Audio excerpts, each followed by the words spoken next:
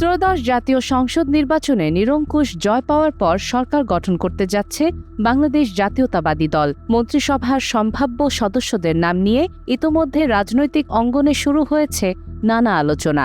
এর মধ্যে সবচেয়ে বেশি আলোচনায় রয়েছে ধর্ম মন্ত্রণালয়ের দায়িত্ব কে পাচ্ছেন এই প্রশ্নটি।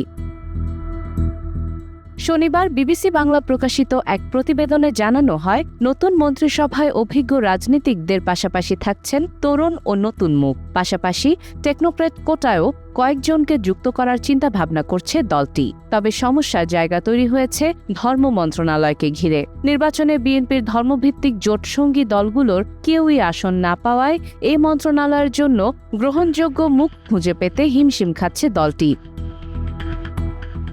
দলীয় সূত্রগুলো বলছে, ধর্মীয় বিষয়ে গ্রহণযোগ্যতা আছে এমন একজন জ্যেষ্ঠ নেতাকে এই দায়িত্ব দেওয়া হতে পারে, তবে চূড়ান্ত সিদ্ধান্ত আসতে এখনও কিছুটা সময় লাগতে পারে। সাদিয়া ইসলাম, টাইমস টুডে।